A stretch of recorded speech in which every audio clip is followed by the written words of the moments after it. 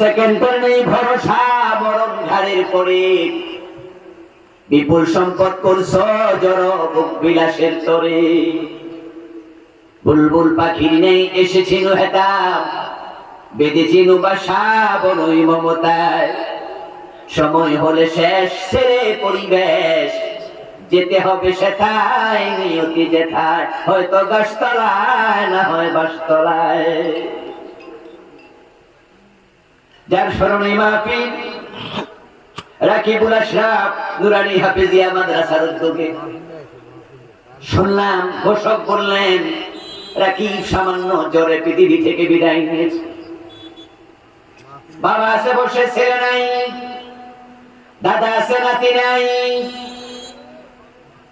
জীর্ণ শীর্ণ সরাই খারাম, রাত্রি দিবা দুকিদার। এরই মাঝে দুনিয়াদারি চলছে বড় চমৎকার। রাজার পরে আসছেন রাজা, সজ্জা কত বাদ্য ধুম, তুচ্ছ সব কয়দিনে বা চোখ বুঝিলে সব নিঝুম।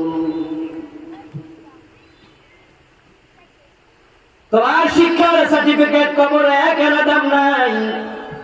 তোমার পিএইচডির কাগজ ফেরেশতাদের কাছে এক পয়সার মূল্য নাই। তোমার কাগজের টাকা কবরে দাও কোটি টাকা, এ টাকা ফেরেশতা ফিরেও তাকাবে না। তুমি এমপি না মন্ত্রী ছিলা, ফেরেশতা জিজ্ঞাসা করবে না। ফেরেশতা দেখবে তোমার ঈমান আর আমল। এজন্য আল্লাহ বলেন সারিউ ইলা মাগফিরাতিন মির রাব্বিকুম ওয়া জান্নাহ আরদুহাস সামাওয়াতু ওয়াল আরদ।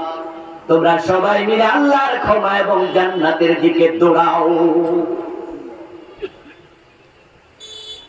জান্নাতে যাওয়ার জন্য আস্তে আস্তে সূরা আল মুমিনুনের প্রথম 11টি আয়াতে আল্লাহ 7টা গুণাবলীর কথা বলেছেন। তার মাঝে 1 নাম্বার হলো মুমিন হওয়া। ঈমান যদি থাকে সফল হওয়া শুরু। এজন্য ঈমানের যত্ন করুন। অথচ আমার দেশে আজকে ঈমানের ক্রাইসিস চলছে সবচেয়ে বেশি। কত নামাজি, কত হাজি বেঈমান, তার কোনো হিসাবই নাই। হতে পারে তাদের একজন আপনি নিজেও, কারণ আপনি কুফরি যে করেন আপনি জানেন না। আমি শুরুতেই বলেছি মুমিন সফল, কাফের নয়। কুফরির কারণে হয়তো আপনিও কাফের, আপনি জানেন না।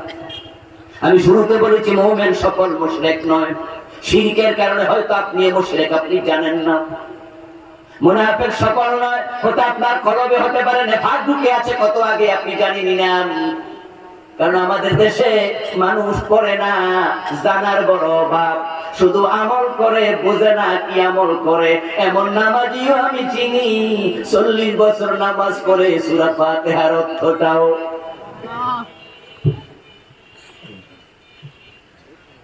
এই সূরা ফাতিহা মাত্র 7টা আয়াত, এই জীবনে কত হাজার বার পড়লো। আমার আল্লাহ সূরা ফাতিহাতে কি মেসেজ দিলেন, 7 আয়াতের অর্থ সে জানার কোনো চিন্তাও। তো তার ঈমান আছে না গেছে বুঝবে কেমনে? সে তো ইসলামই বুঝে না। قال رسول الله صلى الله عليه وسلم يأتي على الناس زمان يجتمعون في المساجد ليس فيهم مؤمن। নবীজি বলেছেন 1450 বছর আগে এমন এক জামানা আসবে, যেই জামানার মানুষগুলো মসজিদে জামাতের সাথে নামাজ পড়বে অথচ একটারও ঈমান থাকবে না। ইমাম সাহেব হবে কাফের, মুয়াজ্জিন হবে কাফের, মুসল্লি সব হবে কাফের।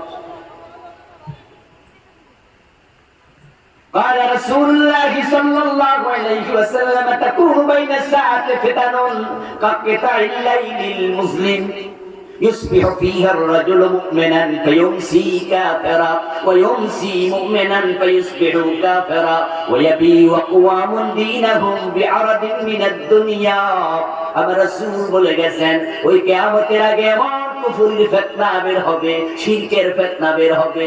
মানুষগুলো সকাল বেলা থাকবে মুমিন, সন্ধ্যা বেলায় হয়ে যাবে কাফের। সে যে কাফের হয়েছে সে হয়তো জানলেও না।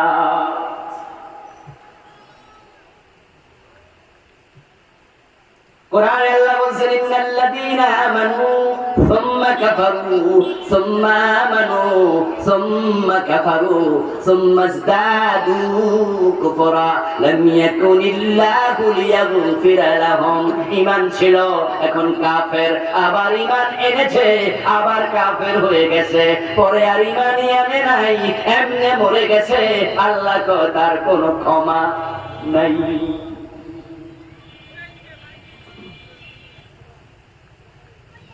হাজার হাজার নামাজি এই দেশে কাফের আছে। এমন মসজিদ আমি চিনি যে মসজিদের ইমাম কাফের, আমি চিনি।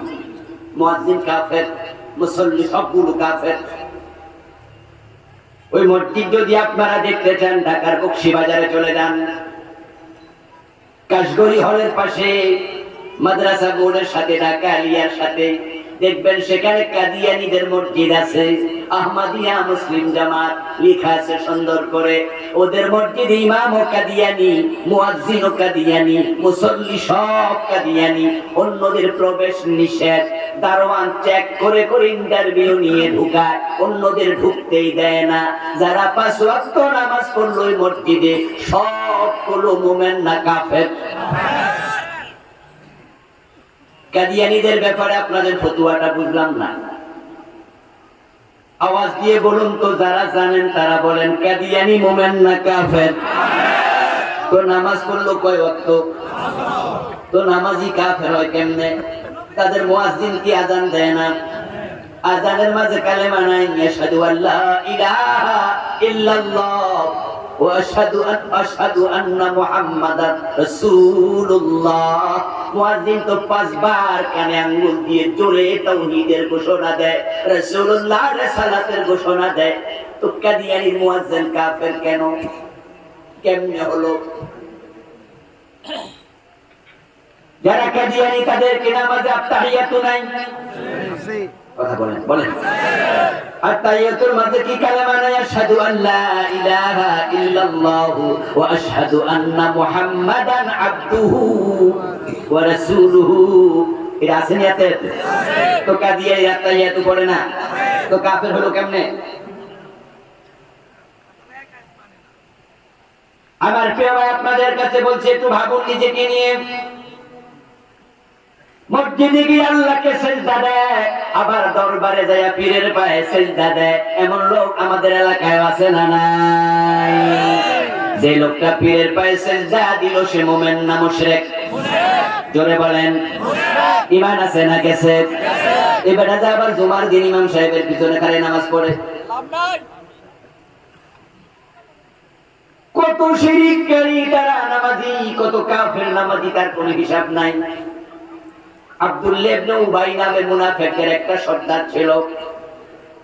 আমার রাসূল যখন নামাজের ইমামতি করতেন, সে বেটা রাসূলের পিছে নামাজ পড়তো, অথচ সে আব্দুল্লাহ ইবনে উবাই মুমিন না মুনাফিক? ঈমান আছে না নাই? অথচ 5 ওয়াক্ত নামাজ রাসূলের পিছনেই পড়ছে।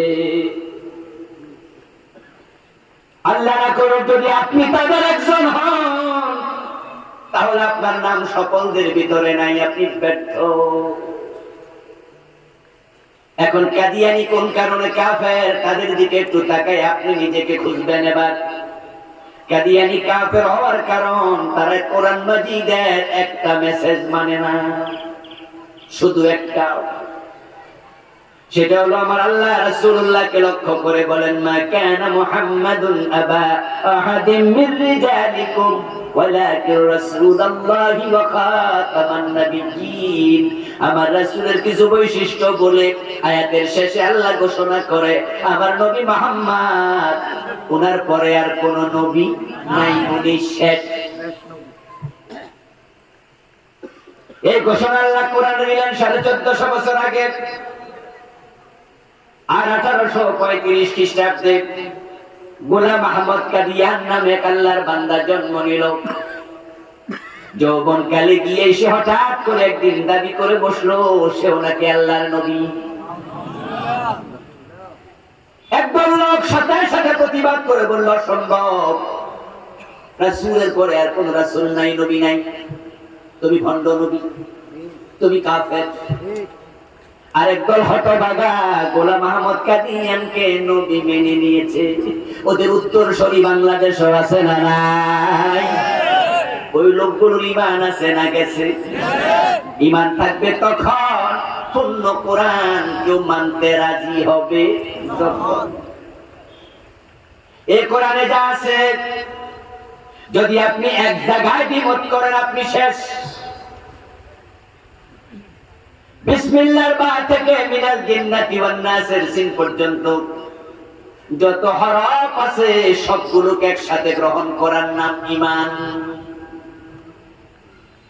কেউ যদি বলে আমি 30 পারা কোরআন এক পারাও মানি না, বলবো আমরা তুমি কাফের।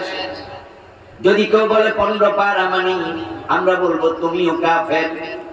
যদি কেউ বলে সব মানি এক অক্ষর মানি না, আমরা বলবো তুমিও কাফের। ঈমানদার তখনই হবেন পূর্ণ কোরআন মানতে রাজি যখন হবেন। এবার কাদিয়ানীরা মানলো না, একটা মেসেজ, তাই তারা কাফের। আপনাদের কাছে প্রশ্ন করব, চোর ধরে হাত কাটো, এই বিধানটা কোরআনে আছে না নাই? কয়দিন মানছেন বাংলাদেশ? জেনা করলে 100 বেত লাগাতে হবে, সূরা নূরে আছে না নাই? কয়দিন মানছেন? আলা লাহুল খালকু ওয়াল আমরু, সাবধান, সৃষ্টিদার, আইন চলবে শুধুই তার। বাংলাদেশ 54 বছরে আল্লাহর আইনে কয়দিন চলেছে? তো কাদিয়ানী মানলো না একটা, আমরা মানি না ডজন ডজন। তারা কাফের হলে আমাদের অবস্থা কি? আত্মসমালোচনা দরকার আছে না নাই? একটু দয়া করে বলুন, ইবলিস শয়তান মুমিন না কাফের? সে আল্লাহর আইন মানে নাই কয়টা? জোরে বলেন কয়টা? আদমরে সিজদা করো, সে করে নাই। জিজ্ঞেস করা হয়েছিল কেন করনি? মা মানাকা আল্লা তাসজুদা ইয আমারতুক, তোমাকে বলেছিলাম সিজদা করো, কেন করনি? কে নিষেধ করেছে? ইবলিস যদি জবাব দিত রব্বানা যালামনা বলে, আল্লাহ হয়তো ক্ষমা করে দিতেন, কিন্তু সে আর্গুমেন্ট করতেছে, যুক্তি দিচ্ছে যে আল্লাহ আনা খায়রুম মিনহু খালাকতানি মিন নার ওয়া খালাকতাহু মিন তিন, আমি কেন আদমরে সিজদা করব? আমি হলাম সেরা, তাকে বানাইছো মাটি দিয়া, আমারে বানাইছো আগুন দিয়া। সে বুঝাইলো আগুন নাকি সেরা, সাথে সাথে ঈমান চলে গেল। এখন আমরাও কোরআনের আইন মানি না, 54 বছরে একদিন আল্লাহর আইনে দেশ চালাই নাই। যারা চালায় না তাদেরকে যদি বলি কেন চালাও না, তারা তাওবা করে না, তারাও যুক্তি দেয়, তারাও শয়তানের মতো আচরণ করছে।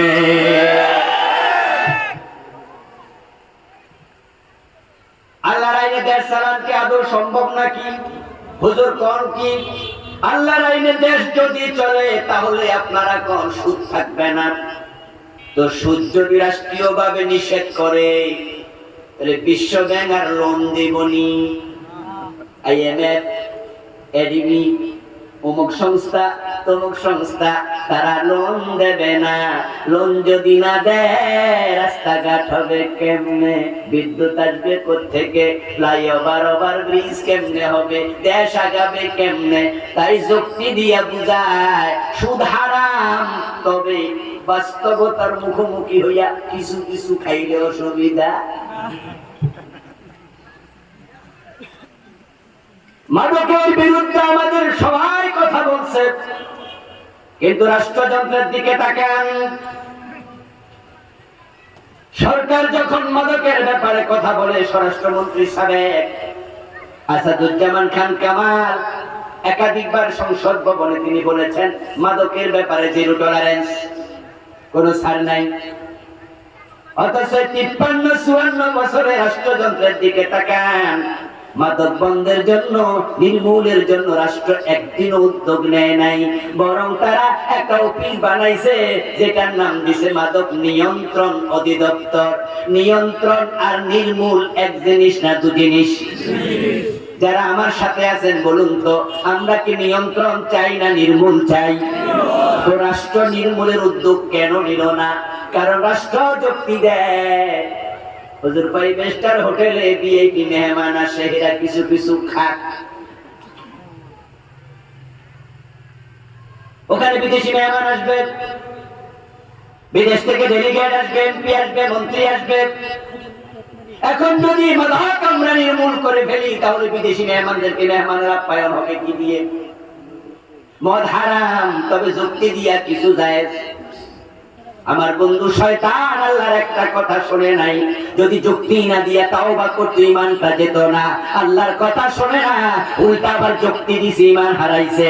ঠিক যারা বাংলাদেশ আল্লাহর আইনে দেশ চালায় না, তাওবা যদি না করে যুক্তি দেয়, তারাও সবগুলো কাফের হয়ে যাবে।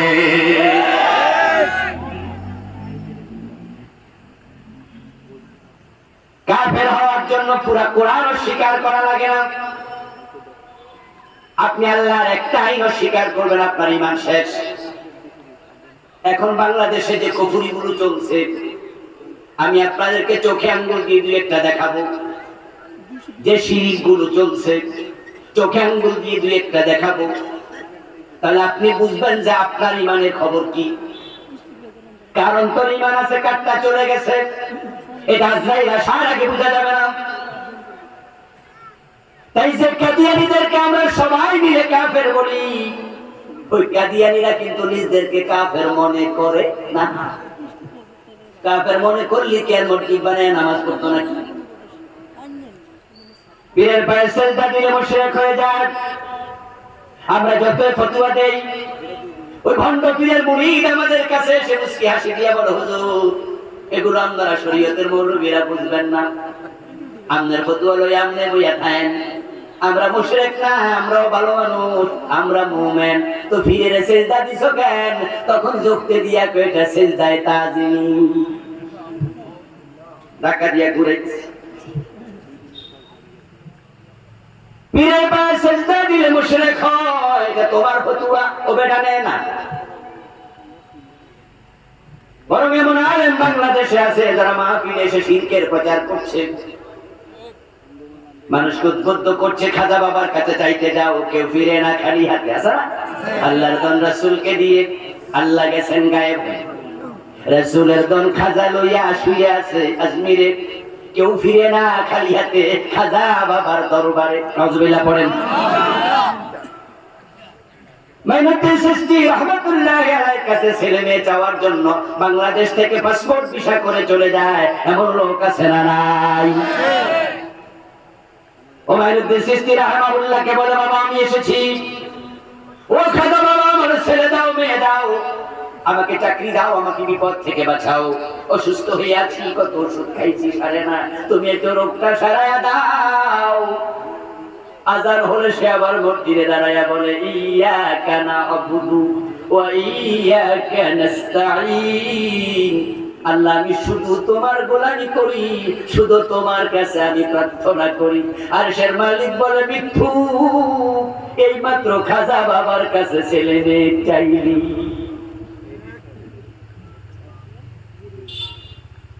ও বন্ধু, তারা আমাদের ফতোয়া দেয় না, তাই আমিও বলছি, যারা দেশ চালান আল্লাহর আইনে, আল্লাহ নিজে তাদেরকে কাফের বলছে, এ ফতোয়া তারা নেয় না।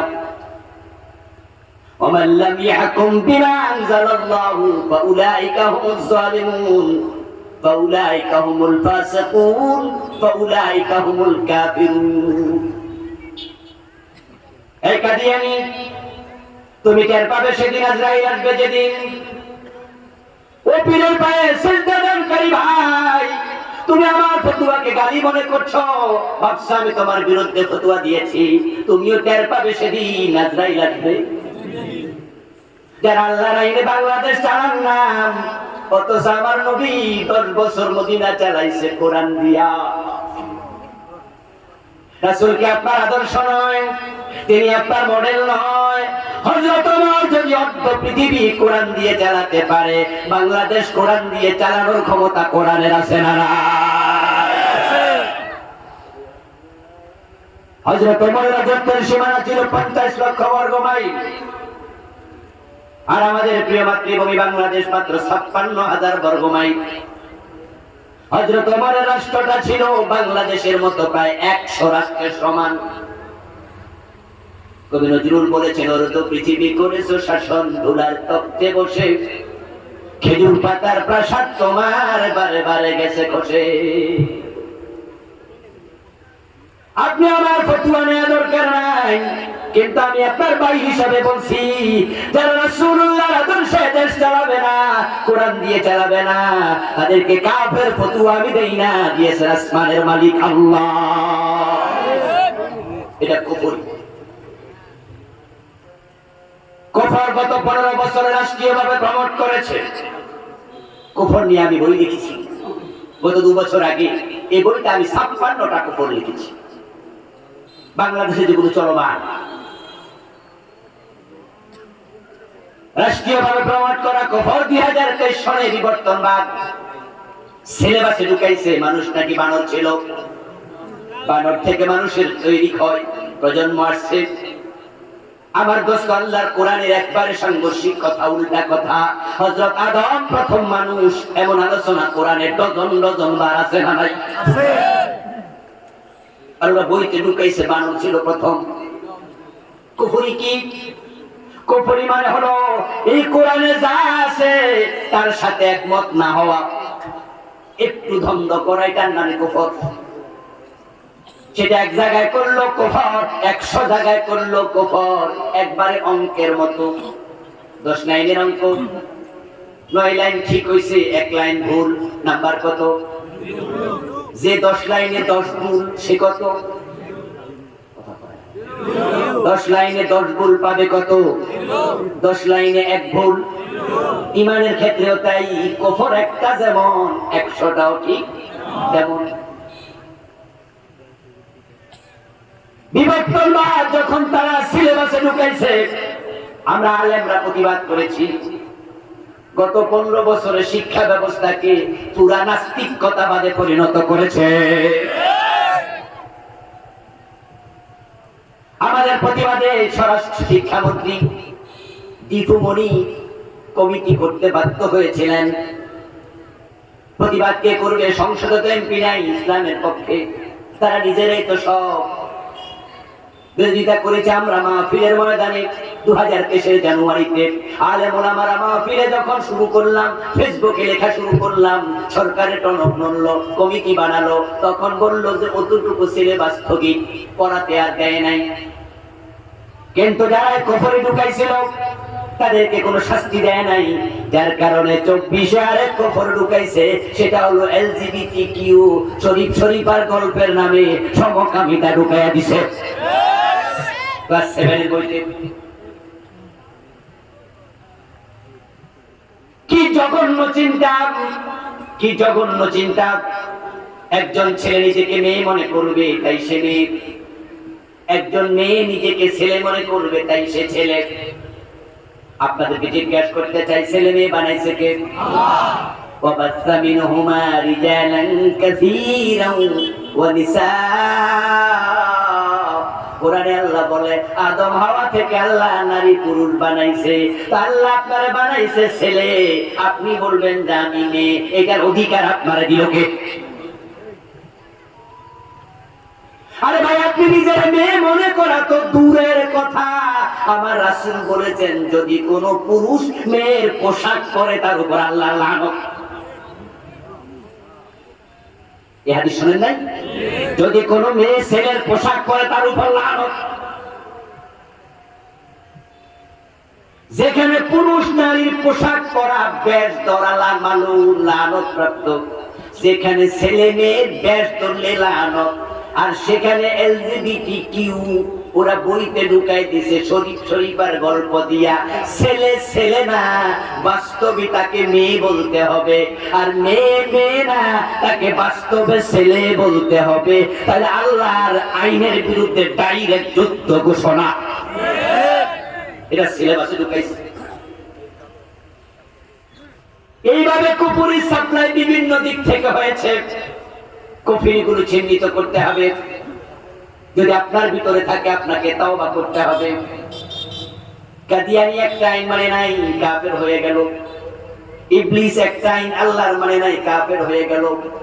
আমরা 53 বছরে সামাজিক ভাবে, রাষ্ট্রীয় ভাবে, আদালতে, সংসদে, গণভবনে, বঙ্গভবনে, মন্ত্রণালয়ে আল্লাহর আইন কয়টা মানছি?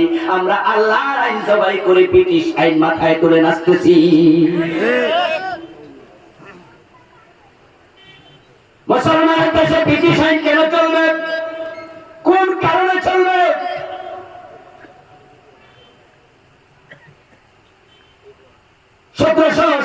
খ্রিস্টাব্দে পলাশীর আমরা কারণে নবাব সিরাজউদ্দৌলার পতনের মাধ্যমে 190 বছর এদেশে ক্ষমতা মুসলমানের হাতে আর ছিল না। ওই 190 বছর ইংরেজেরা ইসলামের যা পাইছে সব ঠেঙ্গায় ঠেঙ্গায় সরাইছে। সরাইতে সরাইতে অবস্থা এমন হয়েছে তারা মুসলমান দাড়ি পর্যন্ত রাখতে পারত না। আইন বানাইছে দাড়ি রাখলেও দাড়িতে ট্যাক্স দিতে হতো। 190 বছরে তারা ইসলামের সব আইন বাদ দিয়া তাদের আইনগুলো ঢুকালো। আলহামদুলিল্লাহ 1947-এ আল্লাহ ক্ষমতাটা আবার মুসলমানের হাতে ফিরাইয়া দিছে। এবার আপনাদের কাছে আমি দাবি রাখতে চাই, বলতে চাই, আপনারা বলুন তো ক্ষমতা মুসলমানের হাতে আসার পরে ইসলামের আইন আবার দরকার ছিল কিনা? কিন্তু 47 থেকে চলে আসলো আজকে 2024, শেষ 25, প্রায় 100 বছর। কয়েকদিন পরে হয়ে যাবে 180 বছর তো পার হয়ে গেল। আমরা কেন ব্রিটিশ আইন মাথায় তুলে নাচলাম? 71-এ দেশ স্বাধীন হলো, 72-এ যখন সংবিধানটা লেখা হয় তখন মুসলমানের সংবিধান আল্লাহর কোরআনের আইন ঢুকানোর সুযোগ ছিল কিনা? তো ডক্টর কামাল কেন ঢুকাইল না? আমরা মুসলমান দেশে সংবিধান কেন মেনে নিলাম? ওই সংবিধানে আল্লাহর আইন চুর করে হাত কাটা কেন ঢুকানো হলো না? উদ্দেশ্যটা কি? যারা ঢুকায় নাই বুঝতে হবে তাদের মাথায় চুরি চিন্তা আছে, এবং সে কারণেই তো দেশটা তলাবিহীন চুরি। প্রধানমন্ত্রী বলেছেন উনার বাড়ির পিয়ন 400 কোটি টাকার মালিক। বাংলাদেশি টাকা এই দেশের লোকেরা কানাডায় বেগম পাড়া বানাইছে, হাজার হাজার কোটি টাকা লোপাট করে যায়। কোটি কোটি টাকা হিসাব দেয়া লাগে না। ফিকে হালদার নামে একজন অফিসার, সে একাই 3500 কোটি টাকা চুরি করছে। পুলিশের অফিসার বেনজির, পত্রিকায় পড়লাম তার মালিকানায় আছে 10,000 কোটি টাকা। আমার প্রিয় ভাইরা, এই দেশটাকে যারা তলাবিহীন চুরি বানানোর পরিকল্পনা করেছে তারাই আল্লাহর আইনের কথা শুনলে ভয় পায়, চমকে ওঠে। আমরা আল্লাহর আইনে হাত কাটার কথা বললে আমাদেরকে রাজাকার বলে গালি দিয়ে দেয়।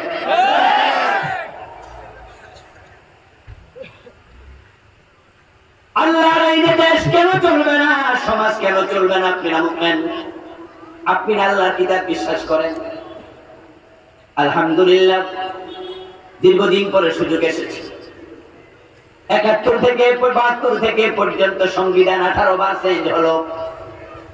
18 বার পরিবর্তন হওয়ায় প্রমাণ করে এই সংবিধান পরিবর্তন যোগ্য। তাই তো গাছ বিপ্লবের পর এখন কথা উঠেছে এই সংবিধান সংস্কার করা লাগবে। কেউ কেউ বলছে না এটা নতুন করে লেখা লাগবে। আমরা কোরআনওয়ালারা দাবি তুলতে চাই এই সংবিধান সরাইয়া আল্লাহর কোরআনকে সংবিধান বানাতে হবে। আল্লাহর কোরআনকে সংবিধান বানানোর দাবি ওঠা দরকার আছে না? কোরআন সংবিধান হওয়ার পক্ষে আপনারা আছেন না?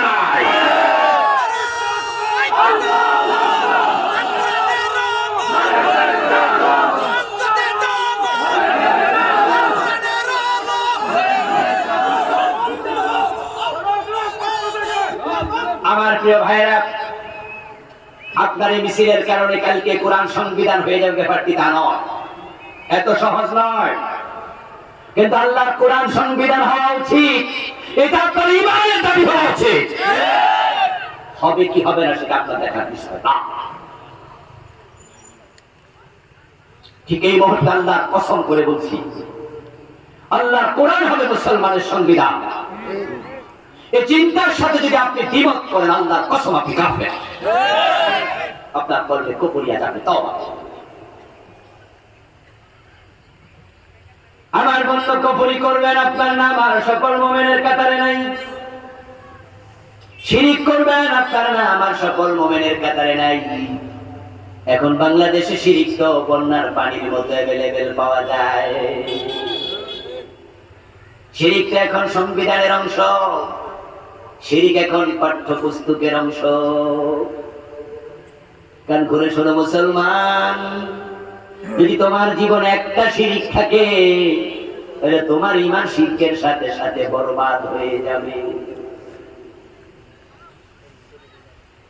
আল্লাহ পাক কোরআন মাজিদে অসংখ্য আয়াতে শিরকের ব্যাপারে বলেছেন, লা ইয়াহবাতান্না আমালু ওয়া মান ইউশরিক বিল্লাহি ফাকাদ হারামাল্লাহু আলাইহিল জান্নাহ। একায়াতে বলেছেন লা ইয়াহবাতান্না আমালুহু, শিরিক করলে ঈমান আমল শেষ, এবং শিরিক করলে আল্লাহ জান্নাত হারাম বানায়া দেয়। তো জান্নাত যদি না পান সফল হবেন কেমনে? একটা শিরিক থাকলে তওবা করতে হবে, কোনো কথা নাই। শিরিক রাষ্ট্রের সংবিধানের অংশ, এটা কি কথা বললাম? আপনি হয়তো জানেন না, আমি জানাচ্ছি আপনাকে। আপনি ভাববেন না যে জানি না আল্লাহ ছেড়ে দেবে, না, না জেনে বিষ খাইলে কি মানুষ মরে না?